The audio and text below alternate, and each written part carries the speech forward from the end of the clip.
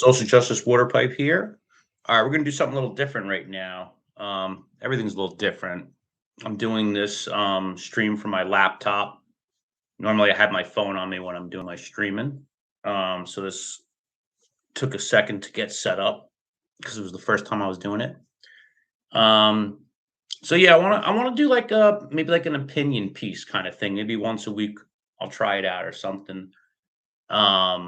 I mean, let's be real, that's all we're getting nowadays anyway. With news, we're just getting opinion pieces.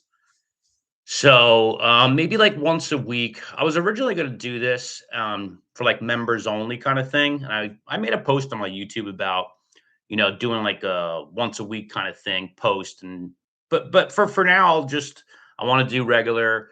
I'll do it for everybody kind of thing. Maybe down the road I'll change to just members. So, consider being a member. That would be great. Um but once a week maybe I'll touch on like some sort of news that's in the or some sort of event, some sort of a news, important news throughout the week kind of thing. um so this week I want to talk about the Don Lemon arrested. Don Lemon was arrested.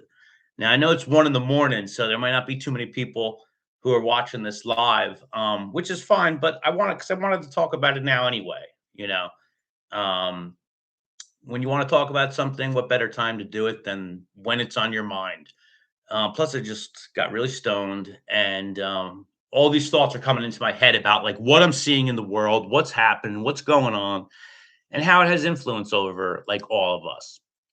So, I just recently did a video where I talked about where I showed my announcement in North Plainfield for my independent candidacy. It didn't get a lot of views, and I knew it wouldn't because it's completely different than my other videos where I'm going to towns and holding people within governing bodies accountable and making sure there's transparency. Even though I'll catch them in non-compliances constantly, and nothing seems to change, and they just do whatever they want. So it's frustrating trying to change things from outside the scope, which is why I've put efforts and I'm moving in the direction to try to get on my town council and try to make lasting change from within. So, as an independent candidate, see, I'm also an independent thinker. And I know a lot of people probably would I self-identify as being an independent thinker. Some people will say that they're, independent when it comes to party affiliation. And most people that say they're independent with party affiliation, they actually still wind up voting red or blue. So, as an independent candidate for North Plainfield, I have an independent thought process, and I don't fall for all the bullshit. Everything nowadays is all political influence. If people are in the news, it's not news; it's just political persuasion, and there is no more like traditional, like credible, reputable media where you can get independent journalism is one of like it's like the last line of defense right now for what we're dealing with. So Don Lemon, as an independent journalist, he, if you guys don't know the story, on January 30th, former CNN host Don Lemon was arrested by federal authorities for allegedly violating the freedom of access to clinic entrances. This charge stems from his alleged involvement in disrupting a church service during an anti-ICE protest in Minnesota. So the pastor was like the director of ICE, and all of these people organized. What up, Rob? Me, cool. You're awake. Oh, it's 111. My wands, man. It's a good sign. So anyway, they stormed this church, and Don Lemon is claiming that he has a right to freedom of the press, right? So obviously, with this orchestrated job of people disrupting the church, it winds up violating this law, which I think they even called it the KKK Act. Funny enough, and it was meant to prevent, orchestrated disruptions of church services because people have a right of freedom of religion. So this kind of touches on a lot of stuff that I'm always keeping up to speed on and stuff like that. So, like I said, once a week maybe we'll do this, and I'll give my independent thinking about whatever news event maybe in the week I'll pick, and because I think independent thinking and independent voting is what we need the most. And I know a lot of people will say they're an independent thinker, but if you're an independent thinker, you should also be voting independent. The problem I think is that political parties shouldn't even be involved like on a local level. They should just dissolve it completely because people just vote down the line. You should vote for the person, not their political affiliation. So anyway, with this Don Lemon being arrested, right? He's claiming that he has a freedom of First Amendment freedom of the press. But was he a part of the orchestration? Was he an activist purporting to be a journalist? Now, my opinion, yes, I agree, Rami, abolish parties is right. But was he a journalist or was he an activist? Was he reporting on the news or was he filming to give his political opinion? If you're challenging Donald Trump, so this is one of the things I like about Donald Trump, right? He's done some crazy shit. But I do like some of the stuff that he does because it should get people to think. Like on this one, Don Lemon even said at one point in the video, "Come and get me." It was very clear what his intentions are, right? Intentions fucking matter, right? Like, remember, like, we all have that ability to see what the intentions is behind something. And everyone's like performing and acting to a degree. Like, our entire identity is an invention of ourselves. And you act out things through your daily day. It's just a part of it. So sometimes you can spot bullshit pretty easily, and sometimes you can't. But Don Lemon clearly was part of this orchestrated disruption. He said, "Come and get me." At one point in the video. So you're challenging Donald Trump and the Department of Justice to respond to your, disruption of the church. That's not smart. The First Amendment obviously is the law of the land. It's the best law in the country. And the best part about it, in my opinion, is the responsibility of the bearer, the person who is saying whatever they are saying, or whatever you say, go fuck yourself. You might get punched in the face. So there's a responsibility that comes along with it. If he's claiming that he had a First Amendment right to freedom of the press, if you're actually not reporting on the news and you're saying come and get me, it shows your intentions, and your intentions are not to report the news. Your intentions is to use the freedom of the press as a reporter, as a journalist, but you're not reporting on the news. Nothing nowadays is actually that. We're just getting political influence over whatever event just took place. So in my opinion, Don Lemon should have been arrested. That's regardless of any political party belief, this and that. I don't believe he was there as a reporter. His intentions clearly showed that he was there to disrupt and impede on other people's, First Amendment right of freedom of religion. Now, obviously, the government is who has to guarantee us that right. Personal people don't have to guarantee other personal people that right. So obviously the argument is Don Lemon saying he's just a person who wasn't involved in this disruption and he was exercising his First Amendment right for freedom of the press. But his intentions show that he was there as part of the disruption. And all of this shit is orchestrated hate. It's all orchestrated by both sides. That's the whole thing. Like, none of this shit that we're seeing is even the people that represent the parties, right? Like, both parties have been hijacked a long fucking time ago. Both parties. Like, do you really think that the average, like, middle America conservative is being represented? Same for the Democrat. People just cling to these party identities because we can't get away from it in 2026. I'm 43 years old, man. I grew up before social media when you were kinder to your neighbors and you just didn't see political color blindness. You didn't have it where it was just red, blue. You saw people for who they are. And that's how people should be voting. They should vote for the person, not the party. So that's my opinion on that. Dissolve all local, political party affiliations. That shit doesn't help for community. This shit's divisive as hell. And it's all orchestrated. So you have fucking Don Lemon, who is disrupting the church and he's challenging the president, and the president goes back and arrests him. Like, this shit, none of this shit is good. None of this shit is good, So I personally don't like how Don Lemon was using the guys as a reporter when he wasn't there with unbiased opinion. He said, "Come and get me." Like, clearly his intentions show that. So why do you want to be a part of it? That's the best question. That's a great question.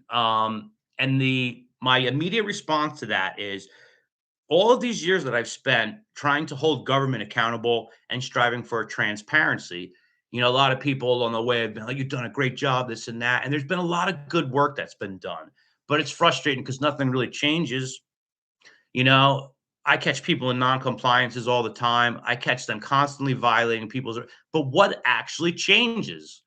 So my thought is maybe the only way to have real lasting change is from within the scope.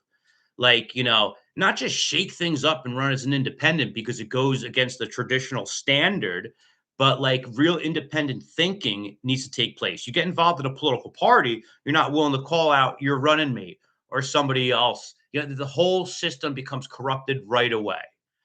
So I think there needs to be more, independent candidates who can maybe, do exactly that. I want change and I want to hold government accountable and I want transparency for the people. The people deserve that. We deserve that as taxpayers. We deserve to understand what the hell is going on.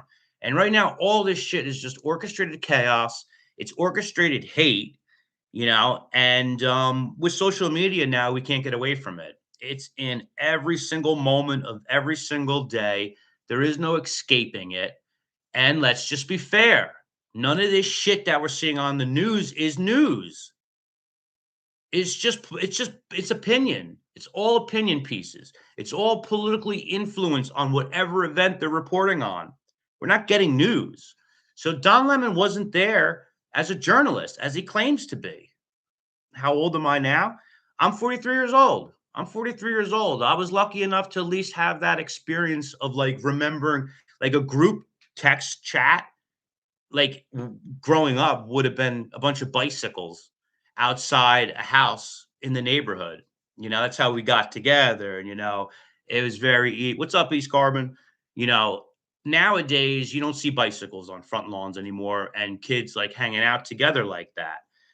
So since we're being bombarded and we're being consumed with just social media, you know, we can't get away from the political influence that everything has. So, I mean, let's just be fair. Don Lemon was not reporting news. He was part of this disruption, and he was going to give his political opinion, and he was going to say he was an independent journalist. But he said, "Come and get me" in the video. He's challenging Donald Trump. And what do you think Donald Trump's going to do? Of course, he's going to have you arrested if you're challenging him like that. And Don Lemon just recently made a post on his Facebook and he said, "I will always stand for I will continue to protect the First Amendment." And it's just like such a bad look. Like I'd be so embarrassed for him. And I guess I just have to just accept that my standards are higher than Don Lemon. He didn't have a First Amendment right to impede on the freedom of religion of people as part of an agitation group. And I believe he was part of the agitation group because he said, "Come and get me." You're not reporting on the news. Like, does anybody even think we're seeing news anymore? We don't get news the way we used to. Before there was 24-hour media, I can remember growing up, it was like the 5 o'clock news. That was like a thing. There wasn't news throughout the day. You know, we talk about freedom in this country. And we talk about it's really feels like things are confined and like jailed up, to be honest, because it's like freedom of like, everything's about the informational overload that we're taking in and how it affects the emotional output of everything, you know, and we can't get away from news, right?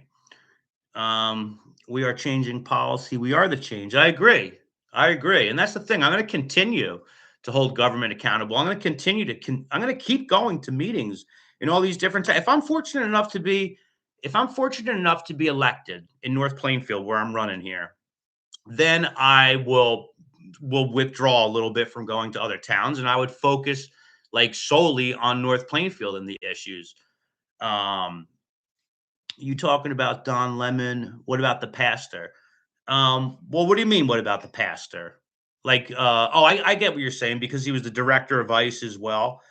Well, I mean, I think when it comes down to it, what I focus on is something illegal or is it not? Yes, we're talking about morals there, moral standard. Again, the guy's involved as the pastor in a church and he's the director of ICE. See how people are being I actually, my hat's off to the guy for being that manipulative, to be able to manipulate so much and use vehicles of churches or these kinds of things to like pursue your own financial political agenda, all for personal gain, all for personal gain. So yeah, morally, that's fucking ridiculous. That's that guy's personal choice to have a really shallow moral code. So I have no issue with that. There's nothing illegal about it. I always come back down to what's legal, what's not legal. Um, to me, that's how I look at things. I'm more morally, I don't expect people. I'd have low expectations of people. I don't expect much from others in terms of like morals. I really don't. Um, I mean, that's what my experience has shown me. When you're at the meetings, they feel like you're part of an agitation group. Of course, that's a great. See, this is why I'm glad I have so many viewers who are up to speed with everything I'm doing, everything like that. And I like to rant and stuff like that, so I might do this once a week, like I said. But yeah, that is a good point. That is a good point. I would be considered an agitator, and I've been called that. And disruptor and all that stuff. But I'm not breaking the law. I'm not doing anything wrong. So the question remains: was Don Lemon an independent journalist, or was he part of the disruption? I would say he was part of the disruption because my his intentions show me that he wasn't trying to give like an unbiased account of what was happening. He wasn't trying to give the actual news.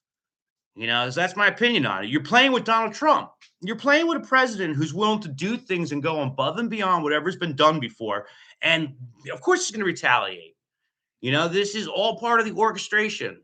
It's all part of the distraction campaign. You know, Dumb lemon. Yep. Who cares about Donald Trump? Not me. Not me. But he's the most powerful person on the planet. You know. But I don't think either party even represents the average American, Democrat or Republican. I think it's the silliest thing to even think that, you know? What about the pastor? What do you I think I touched on that. You have to have a low moral code to be a pastor and also the director of ICE, maybe. But it's his own personal thing. I really have some people are very manipulative and have a lot of influence over others. People should be very conscious of the people that they're around, who they surround themselves with. I don't know. We love agitation. We are who we are. Well, that's probably the best comment of the night so far. Um, Trump is a wanker. Yeah, when he was running before the last election, when he had gotten shot, like right around that time, I was thinking like that he might be one of the best presidents because I'm like, he's out. I think there's an issue of fighting the deep state and all of that, like fighting the intelligence agencies, the ones who have all this extra like there's only so much the president is actually doing. Things are controlled by the people in the background, the people who run the world, the people who run the world. Let's just be fair. And they're a part of both sides. Like it doesn't really even matter if the left or a right gets into office because all the same shit's going to happen. We have outside entities outside of the US who hold more influence over American politics than they should. You know, I'll send you an email, brother. All right, I'll look out for it. Maybe, but you're saying Don Lemon was there to be a disruptor. No, I understand. I love the what you're saying there on that. But again, I just think things come down to intentions.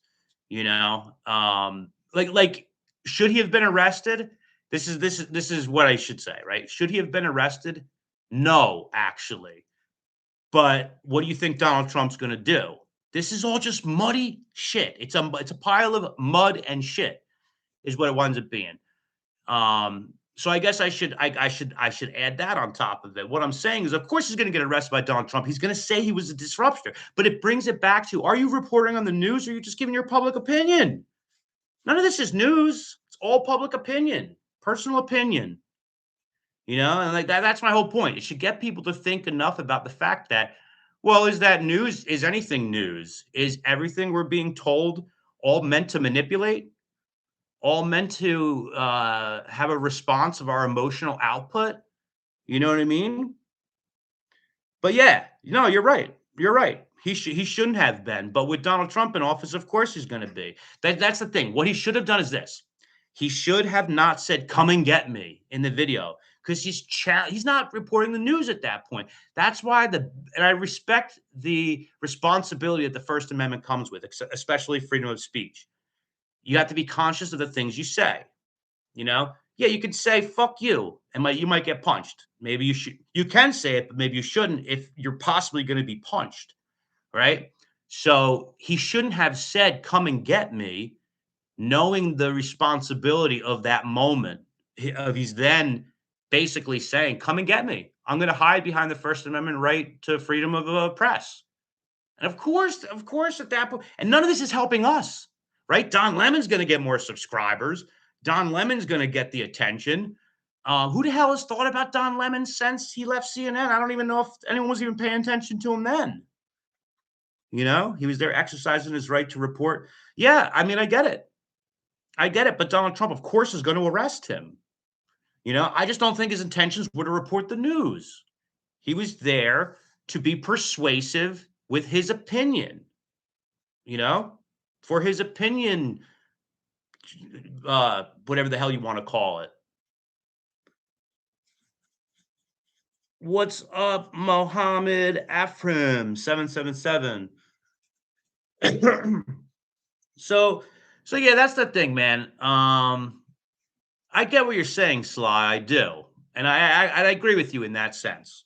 I agree with you in that sense. But what his best bet would have been is to try to at least appear to be neutral.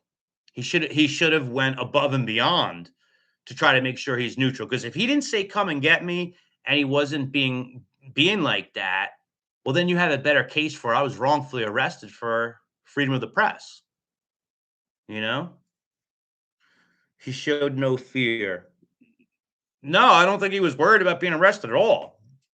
You know, or maybe he thought he would get arrested. Maybe I don't know. You know, who knows? But none of this stuff's good, you know. Next week they're gonna be bombing Iran next week. You guys know that, right? They're gonna distract us from all the other shit that's going on. They just released some more of the Epstein files. Um, Probably Monday or Tuesday, we'll have bombed Iran again. And none of us will be paying attention to any of the shit that we're supposed to be paying attention to. Our eyes will all be over here. They're all gonna say, hey guys, look over here, and we should be looking over there. So what? Don't the board threaten to arrest you? Yes. Yes. Yeah, no, you're right. You're right. I mean, I always say in this country, you're only as free of knowing what the limitations of what you can and can't do are. That's why knowing you have a right to freedom of the press, I would have been more responsible about purporting to be a reporter on the news. You know, I mean, I guess ultimately what you're saying is the argument is who cares if you have a like political influential opinion on whatever you're reporting. I guess would be the argument. Is that fair to say? Because these are good topics. This is what people should be thinking about. When you go to the meeting, you don't let them have the authority over you. You say what you want to say. Well, correct. Correct. I would never threaten anyone. I would never do anything that's illegal, you know. And I hear what you're saying. You know, people think that I'm like that I don't want law and order or that I don't like laws or rules and this and that. No, I actually follow rules and I follow the law and I expect other people to do it, especially elected officials, especially men and women in law enforcement. You know, I don't think that's a lot to ask, you know, and I don't look for reassurance or appreciation that I'm doing the right thing. I just want other people to recognize when they're not doing the right thing. Does that make sense? Don didn't threaten anyone. He went in recording to inseminate the people. He had his opinion. Well, right. Yeah, no, I get your argument. Your argument is who cares if he has a political influential opinion that he's going to infuse into his reporting. Yeah, I get what you're saying. He went in to agitate. You know, I don't know if he thought he would get arrested or not. He didn't break any law. Well, the argument is that I think it's some people call it the KKK Act. You know, they it was a federal law that they put out to stop the KKK from disrupting church services, back in the day. It's called the Freedom of Access to Clinic Entrances, is what it's called. The FACE Act, you know. So it winds up being, was he a part of the orchestrated disruption, or was he just reporting on the news? Um, well, then how about this? Well, couldn't every single individual person with that theory, Sly, couldn't every single person just claim, well, I was there as a journalist, even if they didn't have a phone or was recorded? Wouldn't that work for everybody in theory? And they could all beat the charge and say, well, we weren't conspiring. We all have an individual right to freedom of the press. At that point, there's only an event because there's an orchestrated, thing. Come on, 18, what? What that means? Freedom of speech isn't freedom to enter and disrupt a church service. Right, right. My opinion is he was part of the disruption. That's why he said, "Come and get it." That's why he said, "Come and get it." He wasn't giving a neutral. He wasn't reporting in a neutral way in that sense to bring the news to the people. He said, "Come and get it. Come and get me." Um, because the whole thing was because he was part of the disruption. That's what my gut tells me. And he's challenging Donald Trump. Of course, Donald Trump's going to have him arrested, but I don't think Donald Trump should have been, because what does that solve? It's just more things for people to argue about, you know? In the day and age of holograms, AI, and crisis actors, we have to question everything.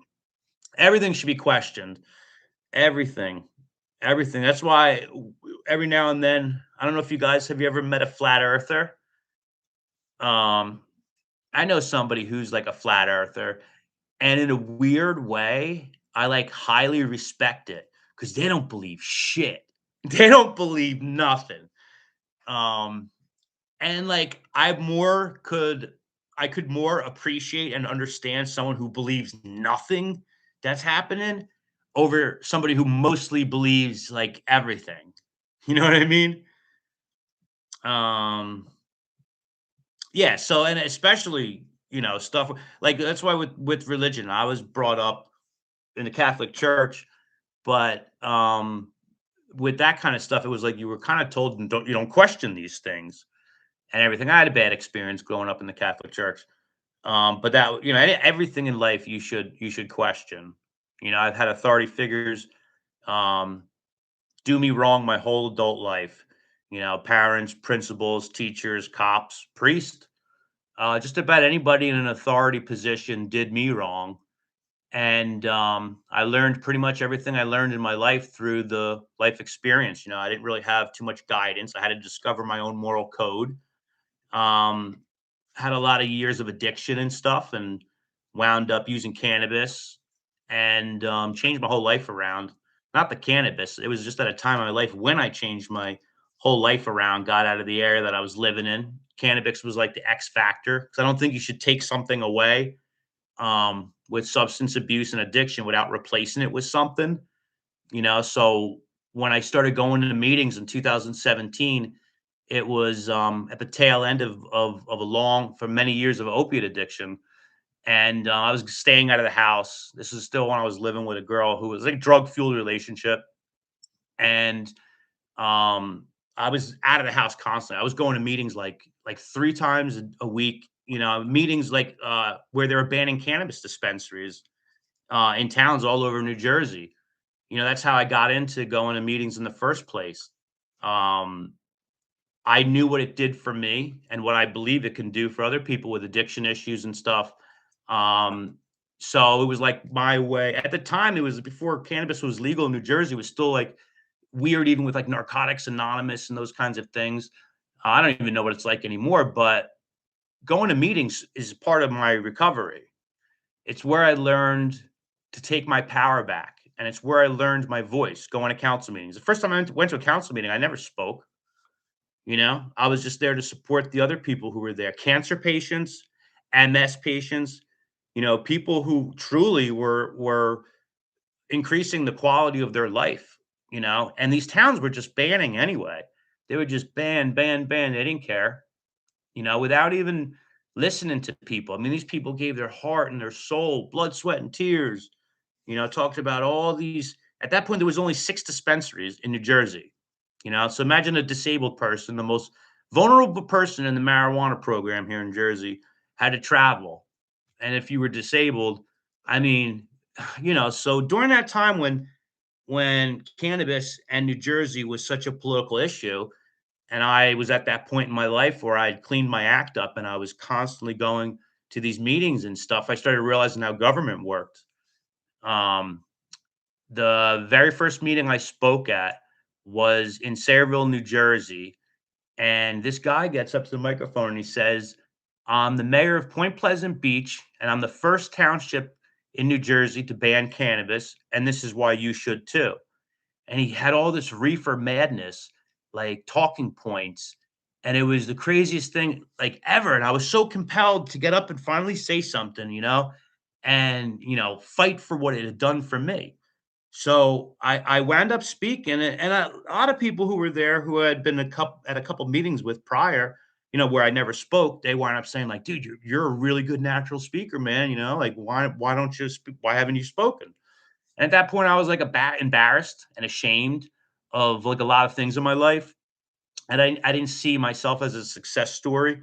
There was a lot of there was the stigma surrounding addiction, all these kinds of things. So as I started to tell my story in council meetings across New Jersey, I started to take my power back. I discovered my voice. And then I realized that they didn't give a shit anyway. This mayor was part of an anti-lobbying group, which we wound up uncovering, me and some other activists at the time. We wound up uncovering that he was getting paid. He was getting paid way more money than he was being paid as a mayor, to be a part of this anti-lobbying group, for to try to stifle the legalization efforts. And medical cannabis was a stepping stone for the recreational industry. That's what he was saying, stuff like that. And my opinion about that is that medical patients, the most vulnerable, they've been walked all over. We don't even have home grow in New Jersey. So in New Jersey, we have the law that's called death by death of dignity of death law, something like that. I think in Canada they call it MAID, medical assisted suicide or whatever. So in New Jersey, if you're terminally ill, they will assist you in killing yourself. But if you choose cannabis, a non-lethal alternative, you can't grow it. You can't grow cannabis in New Jersey. So medical patients were walked all over as a stepping stone for a flourishing recreational industry. I don't give a shit about recreational cannabis. I believe it's all medical. That's my opinion.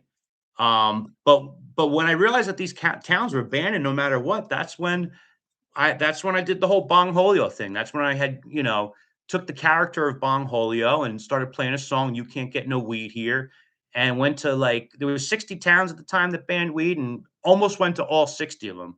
I said, "You guys are going to make a joke out of this. You don't give a shit about people's stories, their grief. Um, we're going to make a joke out of it too. We'll have the last laugh." So that's how I started doing the Bong Holio thing. That's how I became known as Bong Holio.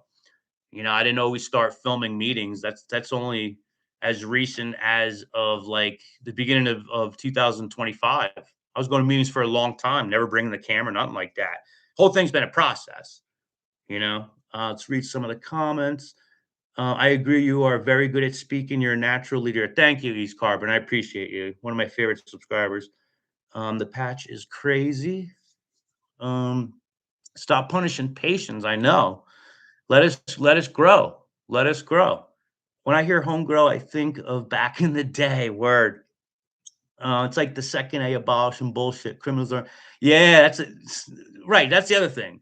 It's why it's like I don't see any Republicans wanting to touch on the whole Second Amendment thing with the guy Alex Pretty getting shot, and then Cash Patel and Christy Nome saying that you can't just bring a gun to a protest. Like what? I think about the Republican protests all over the country during 2020 during the COVID lockdown, all armed at a protest. I mean, all over the nation. And now the Republican Party says you can't bring a weapon like you guys seeing what's happening? Both political parties have been hijacked. They have the same means and the same goals, and it's to fucking suppress us entirely. So if you're an independent thinker, be an independent voter. That's one of the things that I want to do with encouraging. I'm gonna make sure that I at least try to win or not, right? People need to think for themselves. They really do. And if you guys say that you're an independent voter, if you say you're an independent thinker, you should be an independent voter. This shit is just all manipulation, and none of these people represent who we are. None of them. One thing that I'm working on is not saying and like. Yeah. Oh shit, man. I hear that. I I don't ever think I've ever spoken where I've watched it back and thought it was like perfect or something. There's always shit I can't say. Like I can't get it in that amount of time. And there's a lot of ums and likes. Medical is all recreational.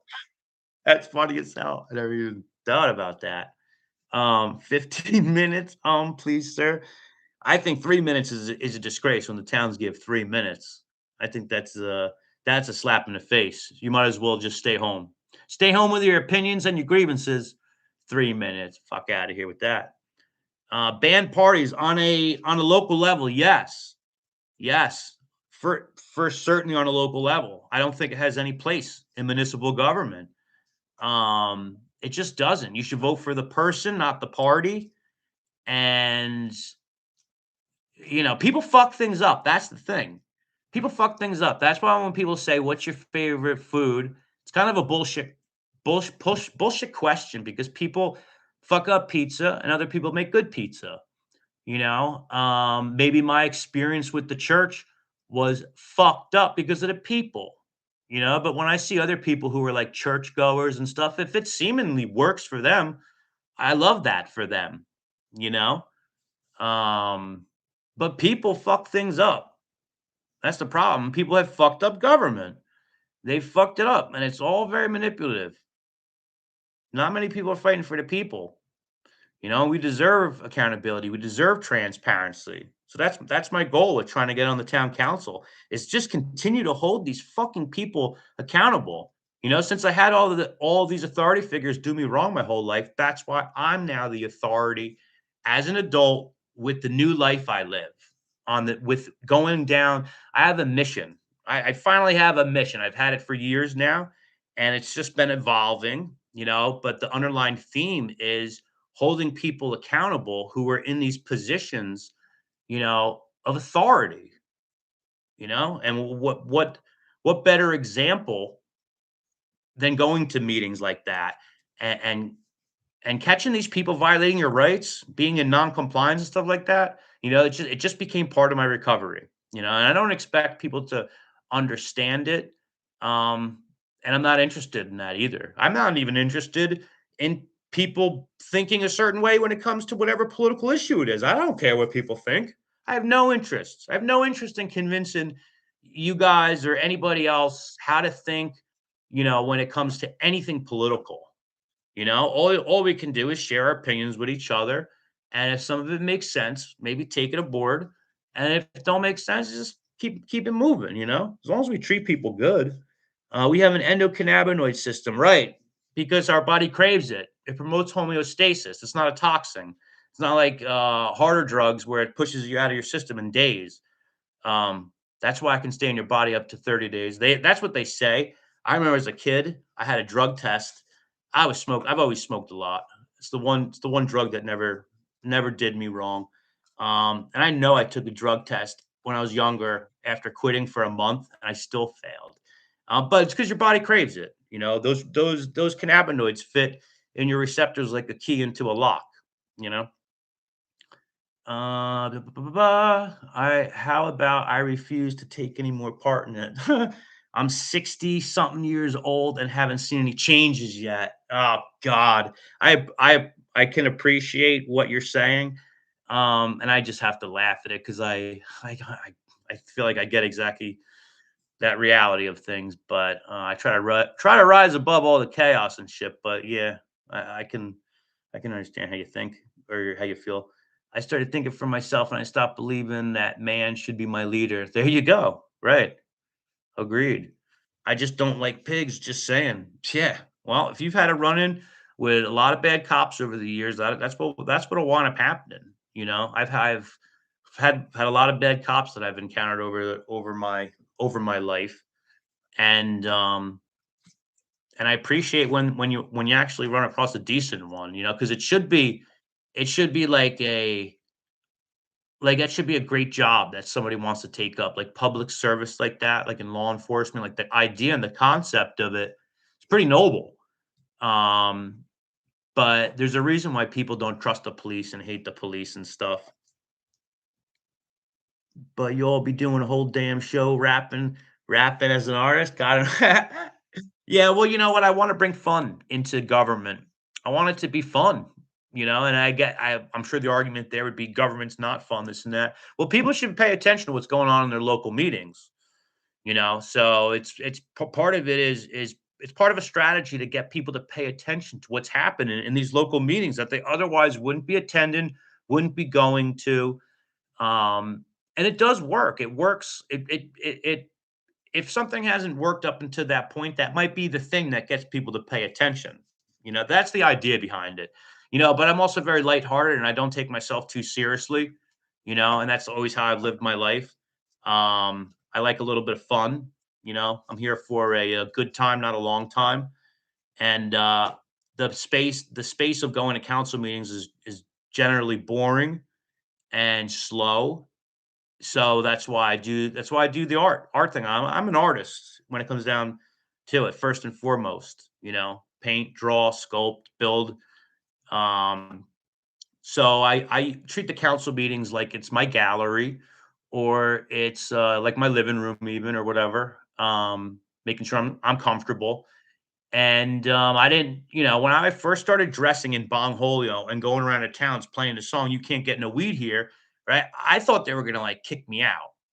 I thought they were gonna be like, "You can't do this, this, and that." Now, granted, like I said, I only started going to meetings in 2017, and then 2018 and 19 is when all that stuff was going on, where I was advocating for medical cannabis. So I didn't have too much experience at that point. I thought they were gonna throw me out, and then I realized that they can't. I had a moment where I was like, "Oh my god, okay. Yeah, you're protected by the First Amendment. Who cares if they don't like what you're wearing? Who cares if you're wearing a purple coat, a black coat, or who cares if your coat's a giant bomb?" So I started to understand the power of the First Amendment in a rare form, so to speak. Um, so that's the foundation of when I go to council meetings now.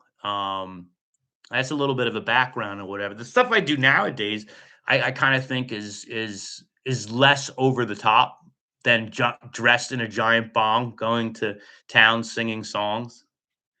But they made a joke out of it, so I wanted to get the last laugh. They were going to ban anyway. They didn't care what people had to say. They didn't care about testimonies.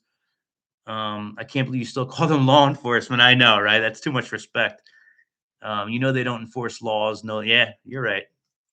Yeah, you're right. It's just like it's one of those things where it's like I'm offering a status that maybe they don't deserve that wording, because you have to earn things in life. Um, Generally, I give people 100% respect right out of the gate. Nobody's better or worse than anyone. We're all neighbors. We're not above or below. I give people 100% out of the gate, and it's up to them to maintain it. Trust is a whole different thing. Trust has to be earned. Start with 0% and you work your way up. But if I generally am going to a council meeting and I'm real rough or hard on somebody, it's because they lost my respect through information I gathered of who they are as a person and how they use the vehicle of their public service for their own like personal gain. So at that point, I already may have somebody at like a 13% respect before even knowing them. But generally, I'm just very respect. I just give a lot. I give respect. I give respect because people deserve respect. That's my opinion. I know people feel differently about that when they say, "I got to earn my respect."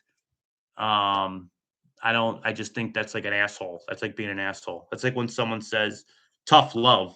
There's no such thing as tough love. That's abuse. Hang on, I got to plug my thing in.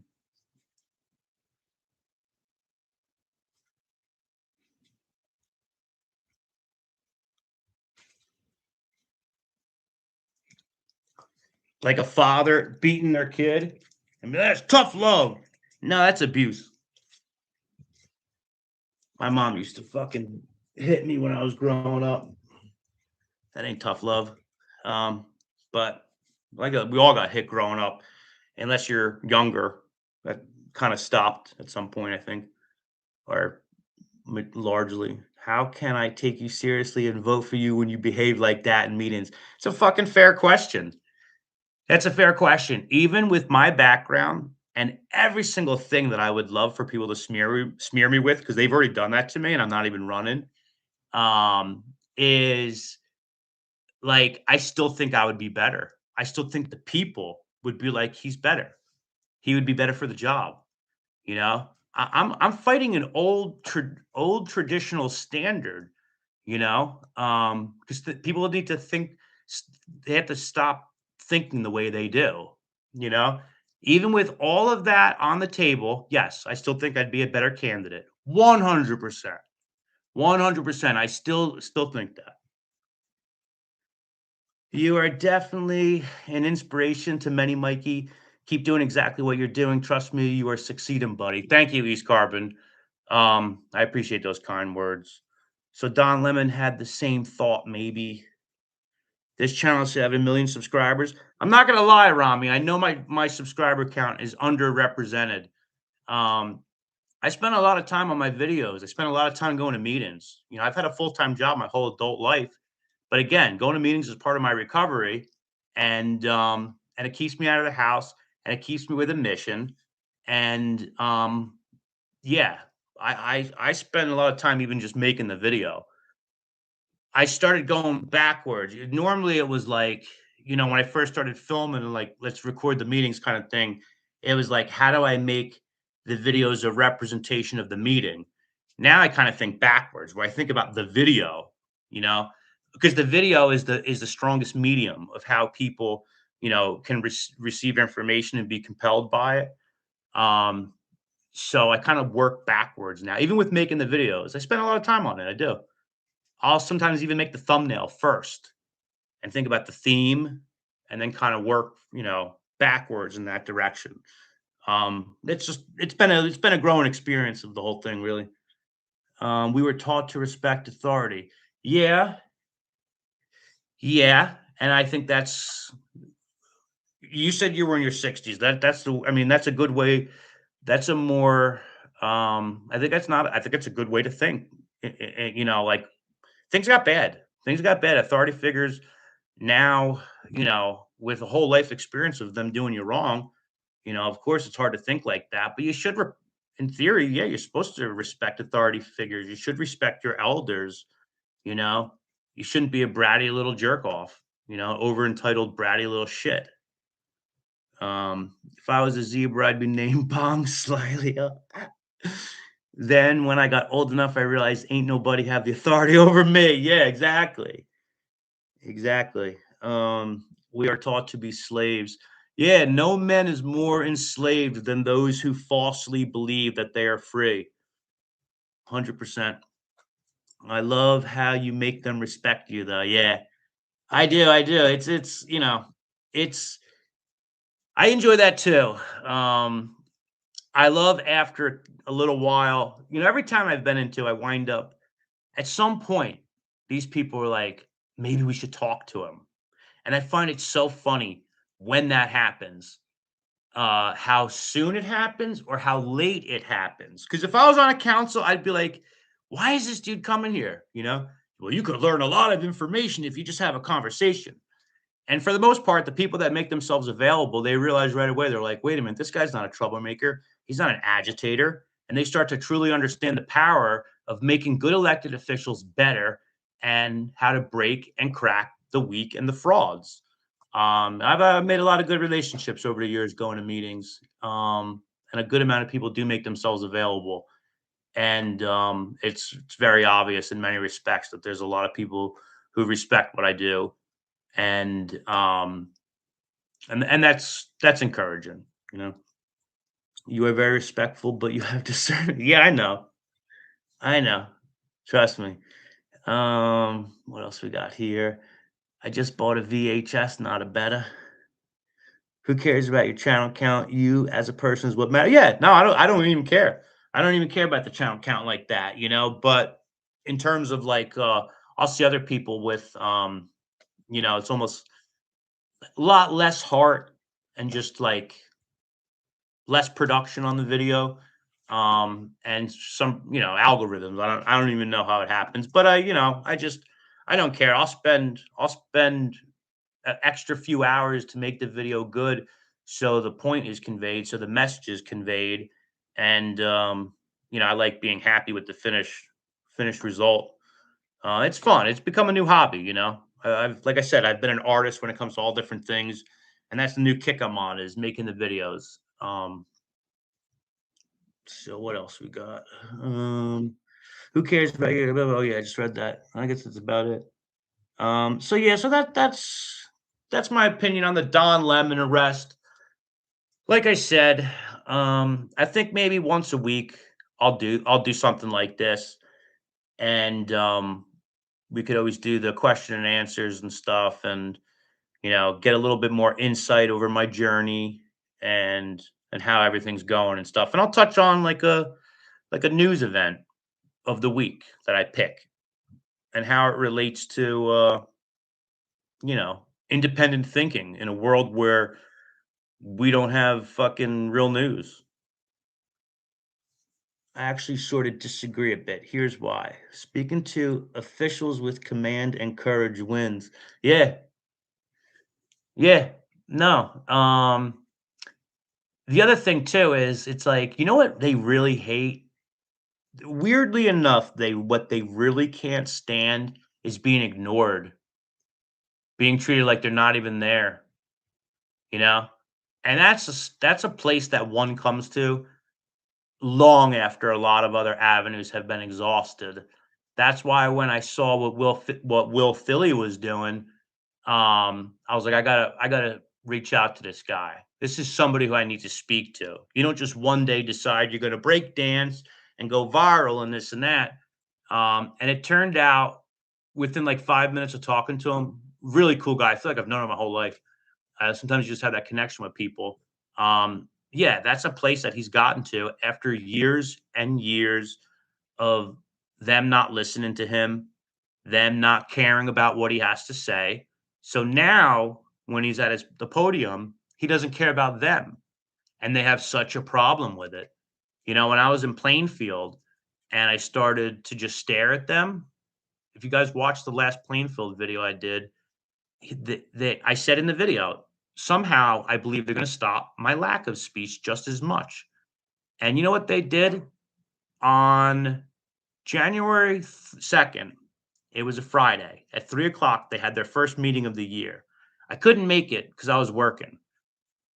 So it turned out that with the new council president, they passed a resolution that bans. Now, check this out.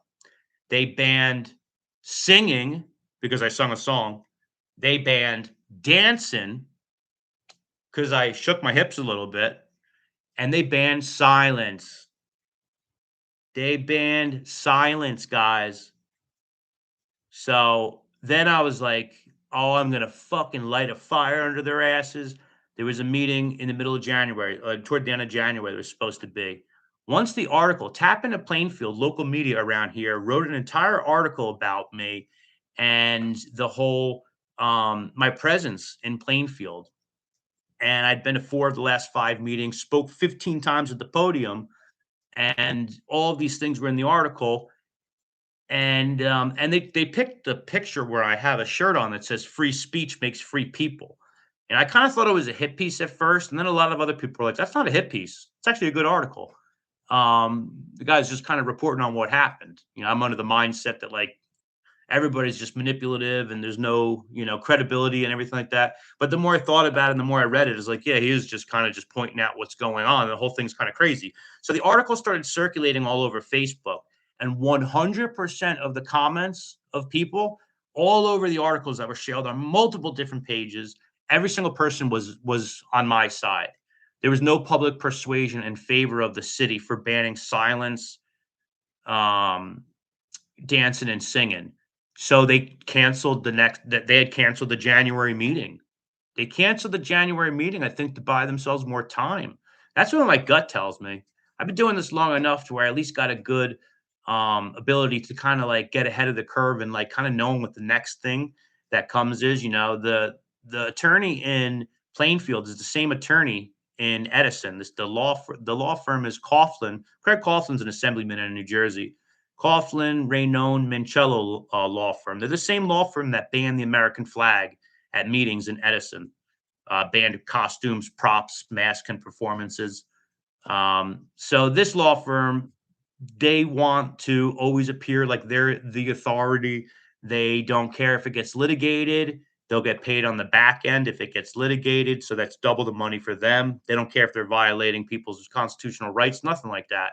So when I started remaining silent, um, David Mincello told the council president, "You have the right to forfeit his time because it's supposed to be spoken. It's supposed to be spoken. That's not speech. He's not saying anything. If I have the freedom to speak, I have this freedom to not speak."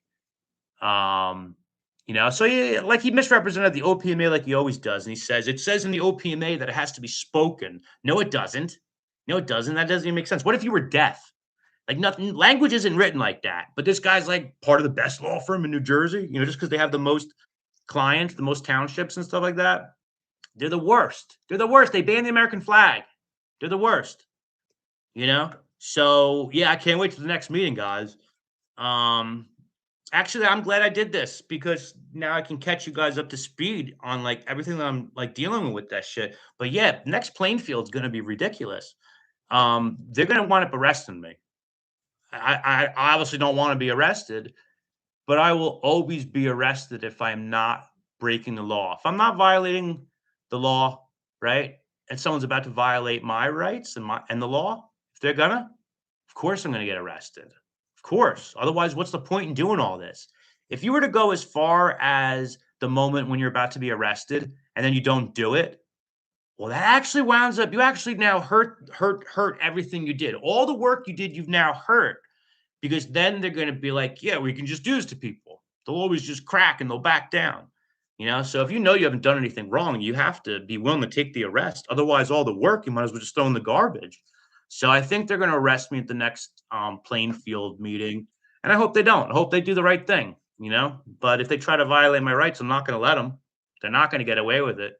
My days of being used, manipulated, and abused by fucking people who trample all over your rights and no, that ain't happening. Those days are long over. So look out for that one. That I forget what the day of that meeting is. It's coming up soon. They do it once a month in Plainfield, only once a month. That's why when they canceled that meeting, it was like, what the hell? And they just gave themselves a raise from 25,000 to 40,000. Giant raise they just gave themselves, and they just canceled the meeting. They should have no problem.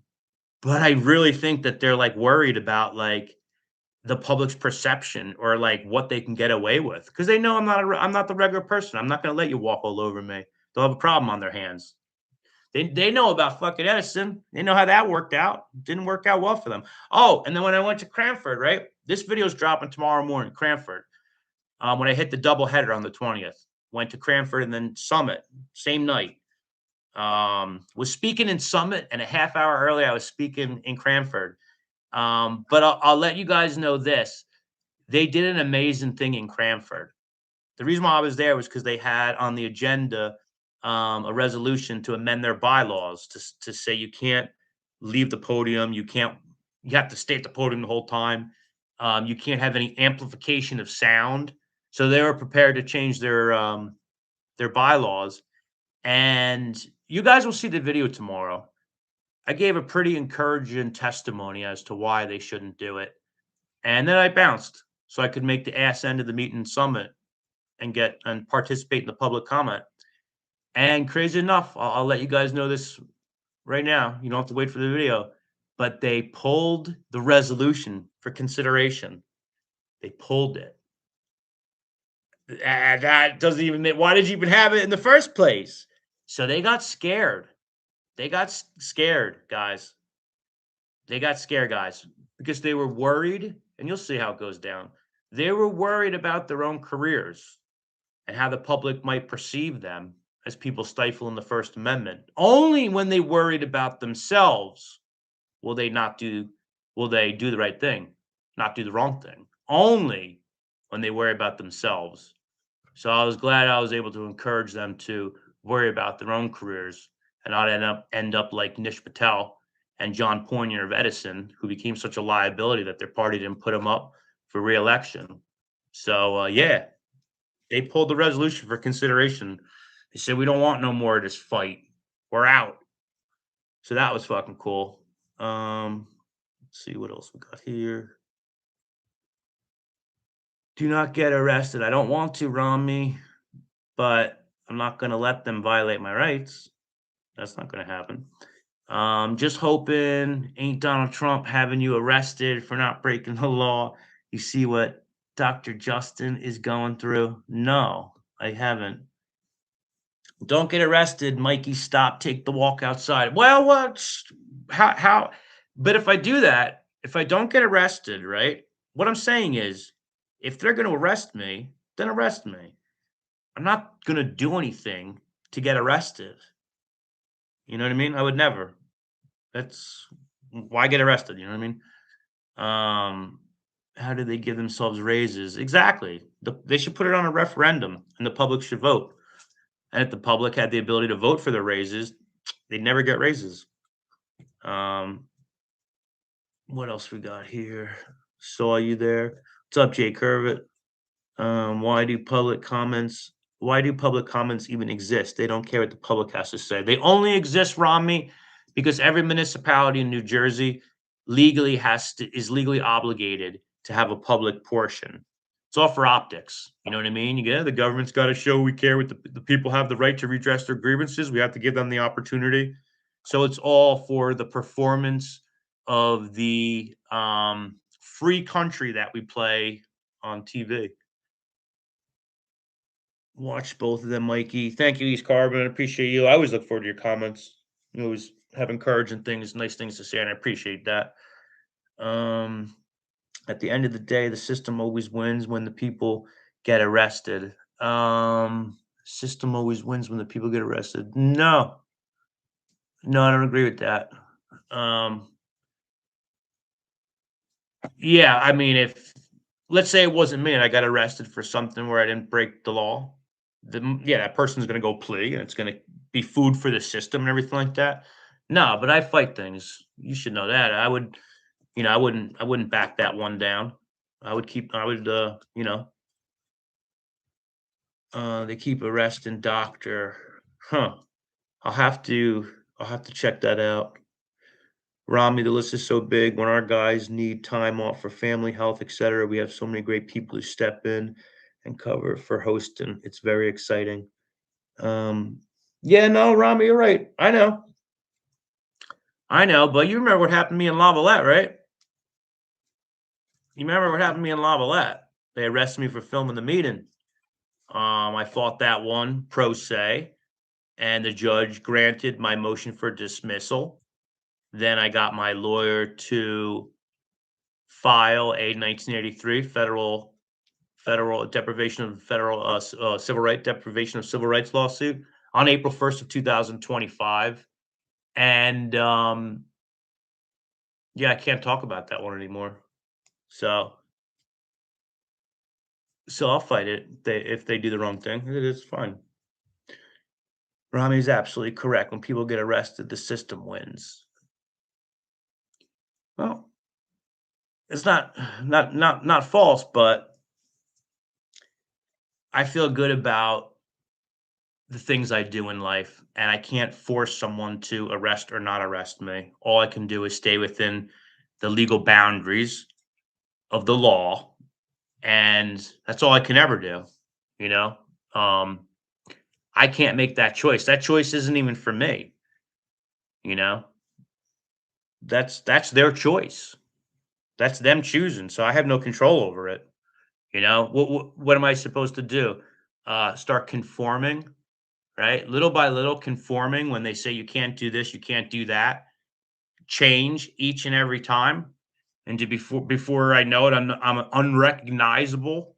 You know, I'm only allowed to say what they allow me to say. You know what I mean? I can't even. I wouldn't be able to change anything other than the only script there is in the playbook for me.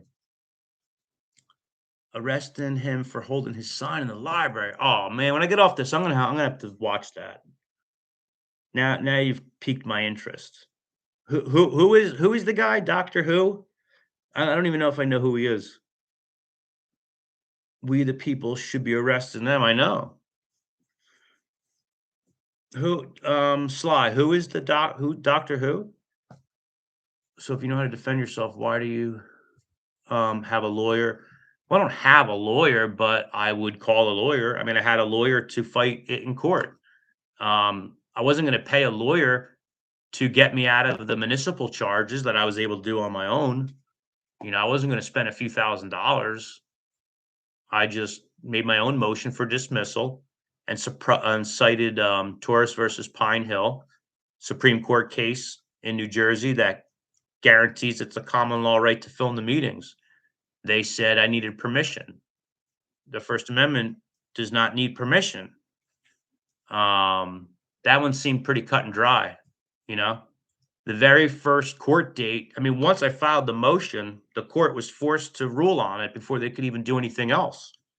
So it was 8 months after I got arrested that they dismissed the charges, but I was able to beat that on a municipal level on my own. And then obviously I needed a lawyer to file the 1983, you know? Can't comply your way out of tyranny. Yeah. Another number in the books. Not saying that you're doing anything. No, I get it. I love you, Sly. I get exactly what you're saying, man. No, I appreciate the questions, you know.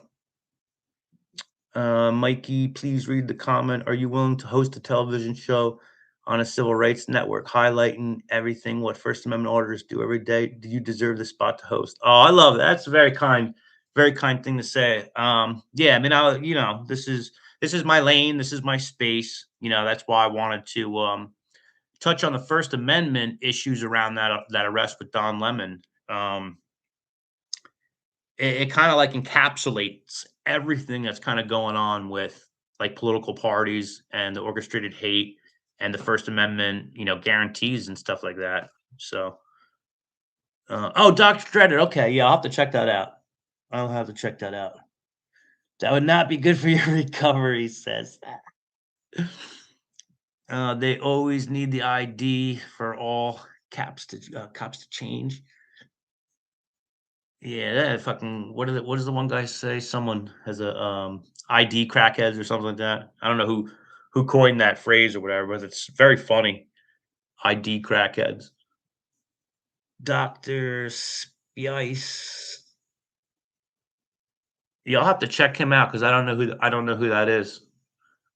Um I'll have to check that out. There's a lot of There's a lot. I don't necessarily keep up to speed with a lot of the stuff within the space of like First Amendment stuff online. To be honest with you, um, I spend my weeks at work. When I get home, I'm either going to a meeting or working on a video from a meeting, and I don't really watch too much other stuff. To be honest with you, um, and I don't watch the opinion pieces on events that people masquerade by calling news. Um, I can't take that input. They need that number. Yes, Sly. Follow him. The process is punishment. Yeah, I'm gonna have to check him out. But yeah. So that's my opinions on that. Glad you guys are all up at 2:15 like me. Couldn't sleep. Got stoned. Felt like rambling a little bit, and maybe we'll do this once a week, like I said. I think that's a good idea because I want to at least do that and make some videos for my campaign page in North Plainfield. I think that's my best way to try to get the residents to have some familiarity with like who I am, and that's probably my best resource, to be honest with you, is like making yourself available. Right, time is the most valuable resource, and I have the time to make myself available. obviously going up against the Democratic machine money of New Jersey and money and the resources and the influence of the Republican Party. Obviously, that'll be challenging. So I'll have to use what I've got. I'll use the resources that I got.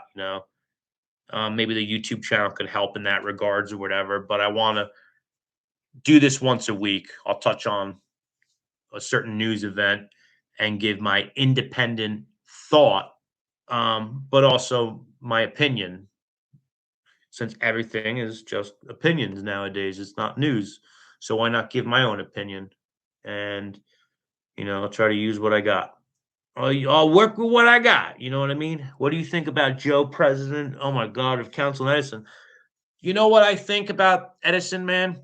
I was trying to stay away from them again because I was thinking they were maybe one of the towns I'd pull back from. And the reason why I kept going there, the reason why I kept going there is because they took away the 6 minutes and made it 4 minutes, and it upset me because through the antics that were necessary for them to realize they were doing the wrong thing through that time period, the residents, they wound up taking the brunt. They lost out of all the antics and all that stuff that was going on. I mean, ultimately, it needed to happen because of all the violations during the meeting. But the public shouldn't have to pay the price and have their time reduced. So I continued to go to Edison to fight for those 6 minutes again, because I didn't like that all the work that was done in Edison had that taint, that like tainted like thing to it or whatever. But now I just found out that now Edison introduced an ordinance last meeting where they're giving themselves 120% increase. So now I gotta go back. Like what? They think they deserve a pay increase for what? For what? Banning the American flag? So yeah, so Joe Coyle's now the council president, and I have to go to the next meeting now, and it almost just pisses me off, to be honest with you, because that whole board, man, who bans the American flag, guys? I mean, who really does that? So the dreaded rabble. Oh yeah, I think he just subscribed to me the other day, actually.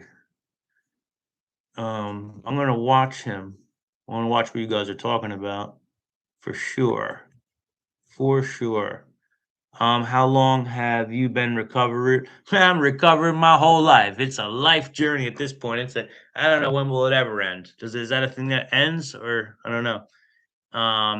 I got off of addictive opiates in 18, the very beginning of 2018. Started going to meetings in 2017.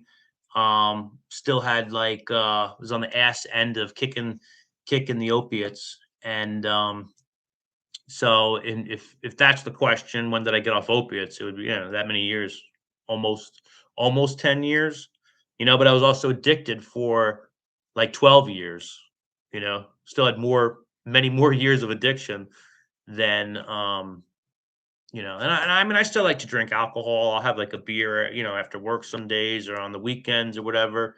I'll still do that, but cannabis has always done me right. It's much more safer than alcohol anyway. So I pretty much just try to like stick to the cannabis and gummies and everything like that. And that's very much a big part of the success of my recovery is being able to, you can't take something away without replacing it with something, an alternative treatment that can't kill you. Yeah. And I'm not gonna lie, man. I was one of those kids where I was dumb when I was like 14 years old and like 15. This is back when you had to go to the library to get information. I was interested about the hippie movement, the 60s and all that stuff. And then I found out like at a young age that the government lied about cannabis. And that was like an eye opener. I didn't have guidance. I'm like, oh, cannabis is in Schedule 1. Well, maybe the other drugs in Schedule 1 aren't dangerous or they lied about them. Not kidding. That's literally my thought process. That's how much, I mean, education and harm reduction is what's missing in this country, with addiction and everything like that. So I literally went on an experiment of, expanding my consciousness and trying any and all drugs for many, many years. Took me many years to get my life together. And that's why I continue to go to meetings because it's just part of my recovery. It is wired into my head that this is part of my recovery. This is where I learn to take my power back. This is where I hold adults accountable. And I don't know anything else, to be honest with you. Um, and you don't need filters. You're handsome. There's no filter on here. Oh, for my yeah, yeah, yeah. No, you gotta, sometimes I'll watch the video back on the big screen, and on my laptop, it don't look like that. And I'll watch the video back and I'm like, what the fuck? It looks like I'm wearing like eyeshadow or something like that. So yo, I hear you. And the video tomorrow, in Cran, it doesn't have any filters because I realize I'm like, this doesn't look the same on a big TV than it does on my laptop. Yeah, that's funny ass comment. Um, Okay, I'll ask this. Network two-way interactive television in the future. I'm getting ready to ask for hosts to join me. Are you married or have a girlfriend as passionate as you that could host? Not one that would host. Not one that would host. There's a girl I've been talking to for a little while, and I haven't crossed the stage of like the, labeling or whatever. And I just kind of like to live a little freely. And a lot of times you get in a relationship and there's a lot of ups and downs and stuff. So keeping the relationship that I'm in right now at a, proper distance or whatever. I'm on a mission, thinking about myself, and I don't want no one to hijack my good energy too. But certainly not a girlfriend that would host with me. That's a no. But she's supportive of what I do. Um, I did answer his question, I think. Did I miss one? Oh yeah, I guess I did miss that first one. But yeah, let me know, man, because I would be interested in that. For sure. For sure. That's right up my alley. Um, you notice you said you notice you said ordinance and not law. Um, I forget what we were talking about or when I said that. But Rami agrees, so I probably did. Um, I got off in 1987. Wow, that's awesome. Good. Congratulations, man. Congratulations a day at a time. Yeah. Yeah, well, the recovery industry is also a scam, you know. When I was going to the methadone clinic, um, that was the last run of the opiates I was on. Was methadone. I got on methadone and then got off methadone before I couldn't get off the needle. That was what was killing me. But when I was in that methadone clinic, there was a guy who had his medical marijuana license, and that's what I was in the process of getting. And he had shared it with the clinic because he had went about it the right way, the legal way. And what they wound up doing was they wound up taking all his take homes and making him start over. And for those who don't understand how that works, is you build up a relationship with the clinic, and they give you like take home bottles. Like first, you have to go every single day, and they drug test you to make sure you're not using anything else and everything. And then if you keep passing drug tests little by little, they have a bracket of time where when you this many months you only have to come, 5 days out of the week, and then 4 days and 3 days. He was going once a week.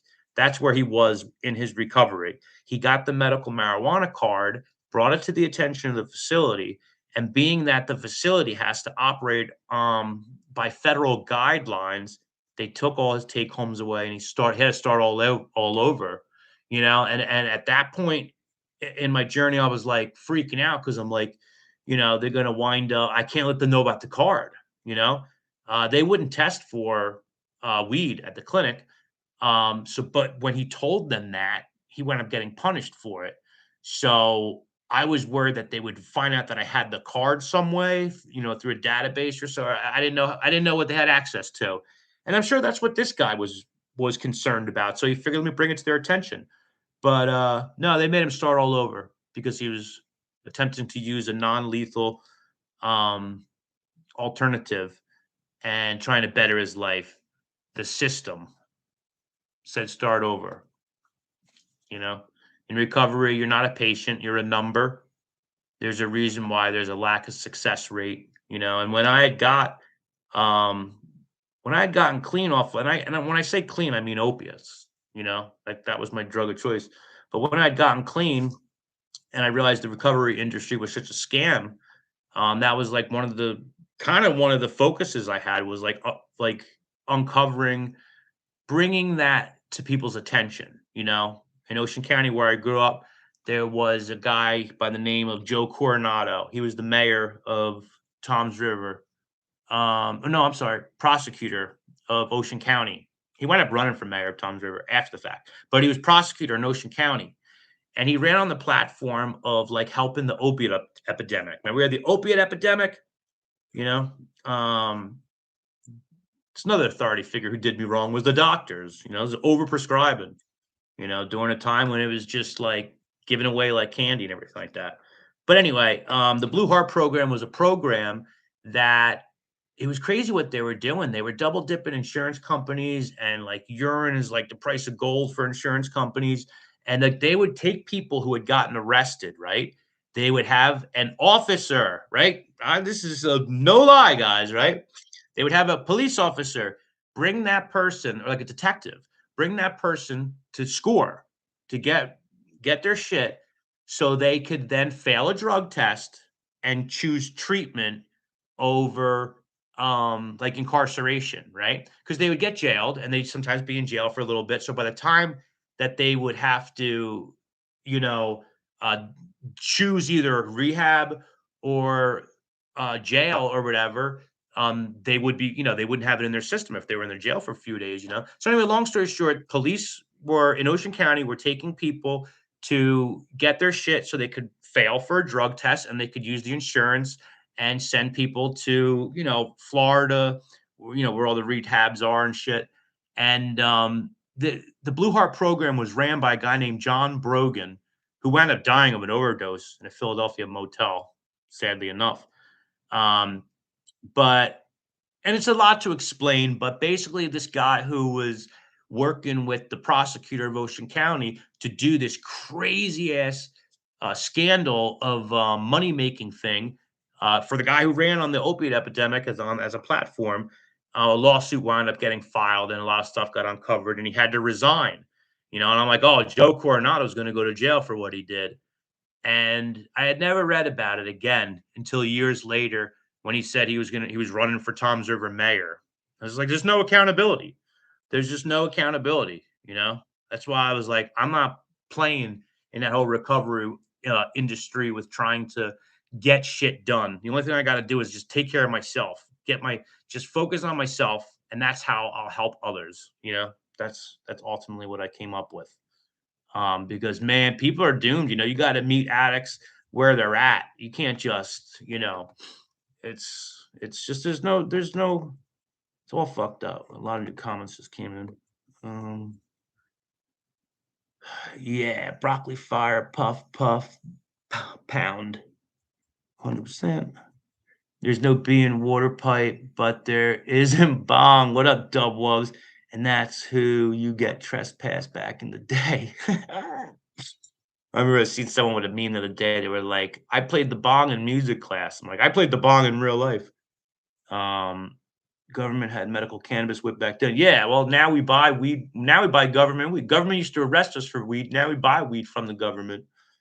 Okay, he's very good. I need you to do a live show every day. Word. Yeah, I'll check your email and if you need my email to oh no, you have my email. But if anyone needs my email, it's on my YouTube page. If you guys ever want to email me anything, feel free. You're more than welcome to. Sometimes I don't check it, but I will check East Carbon. So thank you for letting me know that. I can look out for it. I get a lot of spam and shit in that mail. What else we got here? Some of these comments. I don't remember what we were talking about.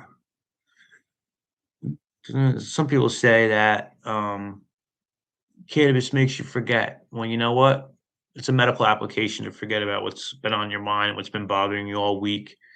And when I get stoned, I sometimes like just forget what we were just talking about or whatever. I just keep it moving. So I don't remember what we're talking about at all. Robbie, can we talk tomorrow night? I might have 30 minutes to be zombified. Before zombify. I know, I hear that. I'm almost zombified. Um, um,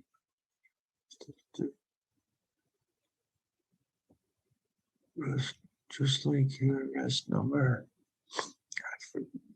Some of these comments, I'm not sure. Oh, thank you for sharing my email, Rami. Yeah, and all you guys and all the moderators, you guys. I appreciate all you guys. That's why I made you moderators because you're always you're like my regulars. You're always um keeping up to speed on what's going on, and I appreciate all of you always putting encouraging things in the chat and making sure that we're kind of a little community of our own. That's one thing we need more of in life, especially nowadays, is some sense of community. You know, that was their job to get you hooked so the next phase can do their part. Yeah, 100%. That's why, like the people who made people who made a lot of the opiates, like the oxycontins and all these kinds of things, then made Narcan. You know what I mean? And make the create a problem and then create a solution. It's beautiful marketing. Beautiful marketing, 100%. And then, we're now buying weed through the government. And they used to arrest us for weed, which they still do in many other states. I don't know. Any of you guys are living in a state where it's still illegal? I hope not. I don't even know how many states it is at this point. If any of you guys know, feel free to put in the chat. I don't remember what it is, if where we're at that point. I was keeping track of that at some point. Because I think marijuana legalization was the greatest win of my lifetime. That was like the greatest achievement. It's part of the reason why I was so involved during the political years of cannabis, as it was like getting infused with legislation, and before the recreational industry swept in, while the multi-state operators, they lobbied the hell out of Trenton, New Jersey, our state capital, Trenton. For anyone who's not New Jersey doesn't know that, they lobbied the hell out of them. Colorado, California, all the multi-state operators, and Trenton tailored the law to their liking, which is one of the reasons why we don't have home grow. You can't grow your own. We're like the only state in the country that has a medical program where you can't grow. It's been like that for a while. Dope Sick is a great miniseries on Oxycontin. I watched the hell out of that when that came out. That was great. That was great. Yeah, that was a good one. And these were cops doing this. Thanks, Rami. Definitely need Mikey. He's got to work on. Not saying I counted 127. Yeah, so yeah, that's my schedule. I get home from work around like 5. I work Monday through Friday. I had the weekends off, and every week, at least one of the days, I got a meeting in some town that I wind up attending. Right now, I'm concentrating on Summit. I'm sticking with Summit for a little while. They got a lot of things they got to fix. And the residents should be happy because I'm giving free housekeeping. Who gets housekeeping for free? And a lot of them are. I don't buy that whole thing that, like, yeah, people will say you're a troublemaker, this or that. Or there's a lot of people who appreciate it, and there's a lot of people who reach out and also give you a lot of info. That's the other thing. If I go into a town and I don't know much about that town, there is always people waiting to feed you information. Once they realize that, like, oh, this is what this dude does, and they check it out and they're like, oh, he needs to know about this. He needs to know about that. And a lot of them will bring the receipts, and tell you everything about what's going on, because that's the thing. Going to these other towns, right? They can't touch me in that town, right? You can't send code enforcement and tell me my grass is too high because I don't live there and I don't work in your town. So you can't have me arrested or follow me when I get home from work, any of this kind of crap. So there's that untouchableness when you don't live in that town. And the reason why I'll go to these towns and say what I'll say is because the residents won't. They're worried about retaliation. That's the whole that's the basic thing of this or whatever. So there's a lot of people who have been helpful along the way, and understand that I've been helpful, you know, and that I always appreciate that. Wait, you have a 9 to 5, you troublemaker? I know, right? Kind of, I like it every now and then when I see a comment where someone's like, "Get a job," or whatever. It's like, dude, I've had a job my whole adult life. I've been working since I was 14 as a kid in the summer and never didn't have a job. Always did my whole that was always my hustle, man. My hustle was always my 9 to 5. I had a moral code that I would never cross. I never used to steal. I never used to do any of that kind of stuff. I never lied. Everything I did was out in the open. There's always like, hey, stop me. Stop me if you can. Try it. I was never hiding from shit. I don't understand how people lie, to be honest with you. I mean, you get a lot out of it. You manipulate people and you lie, but I have never needed to. That's why I hate liars. That's why I went at Dan so hard and still do. So Summit's one of the towns I'm sticking with. It's got a lot of free housekeeping that they need. And Plainfield, obviously, that's coming up soon. North Plainfield, where I'm running as an independent candidate. And unfortunately, I'll have to bring my own camera equipment because they don't film the meetings. But I'll have to find out if I can Oprah. If they do film them, I can Oprah request the meetings and make them available. But I don't even think they film them, to be honest with you. But I'm sticking with North Plainfield, obviously, because I'm running. And what was the other one? Cranford and Cranford. I'm gonna be sticking with them for a little bit, just to make sure this whole decorum thing blows over. But like I said, man, at the end of the meeting, they fucking pulled the resolution from consideration. That was like not supposed to happen, but they could appreciate what I was telling them. So that's exactly why I didn't say anything about the email. I really checked those. Yeah, I really checked those. I don't like the dispensary stuff. Yeah, no, not. I don't really either. Largely, there is good products that you can find and stuff, but nothing beats a good, somewhere where you can always rely on, good meds and stuff like that. But I go sometimes to dispensaries. I don't really like to buy the pre rolls though, because a lot of times they use the trim. They use like, you're getting shit. And a lot of those labels, they had a secret shopper program where people went into dispensaries and bought pre rolls from a whole bunch of different places, and they tested them. And the percentages will have to be legally within 10%. Like it can only be like 5% higher or lower than the actual number that they test for it to be compliant. And there has to be, a certain percentage, before it becomes like contaminated or whatever. So anyway, long story short, like I think it was 75% of the secret shopper pre-rolls had mold, like pesticides, like it failed miserably. Um, and that's one of the things that the CRC, and these guys make a lot of money at the CRC, but they don't go after this secret shopper program was done, with people who independent, you know, like the state's not doing that to test these numbers to then hold them accountable. They're paying the license, they're getting money from them. Like they're not trying to fuck with them.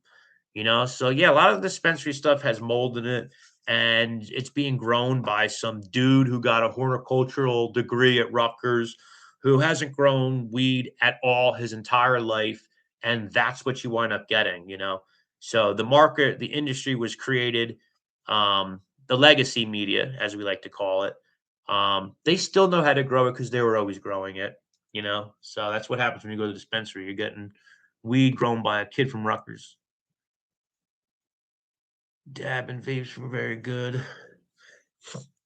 Yeah, I like dabs. They get me baked.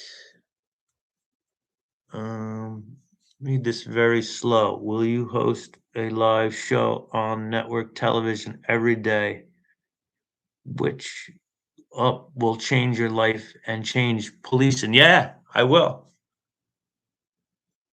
I will. East Carbon. And I'll give you my number too. I'll respond to your email and I'll give you my number, and we'll have to have a conversation and stuff like that. But yeah, the answer is yeah. Yeah, from what you're saying, it sounds like something that would be right up my avenue. You know, I like to fill my schedule with as much activity and things. And I feel like there's always things I'm willing to take on as well. So that might be awesome. Yes, don't trust the dispensary stuff. Yeah. Yeah, no, hell no. But yeah, so I guess that's about it. We went on a little. I'm gonna check that email once I get off this live. And I was gonna just talk about the Don Lemon arrested or whatever, but whatever. I like to ramble, so maybe we'll do this once a week. And like I said, I'll touch on some local or some event, news event or whatever. But I'm getting super tired and stoned, so I'm gonna go to sleep. I won't attach my name to Brody because it is about Insta Strain and Seed Saver. Yeah, I'm in. I am in, brother. Thank you for sharing with us. You got it, Sly. Yeah, thank you guys all for hanging out with me for a little bit. I appreciate all you guys. Thank you for the comments and the engagement and your continued support. Like I always say in my live videos when I'm at a council meeting, you guys are my back. You guys got my six. Even though I'm there most of the times by myself, it doesn't feel like that when I have such a loyal subscriber base. And I really don't care about my subscriber count. It's all about quality over quantity, and I feel like my subscribers are like we're like our own little community, and doing more of these lives, we can help share within each other, and get to have a little bit more perspective and insight, and I can you know guys find out a little bit more about what's going on in my mind, this and that. But with that being said, all right, I love you guys. Have a good night. Enjoy the rest of your night, and till the next one.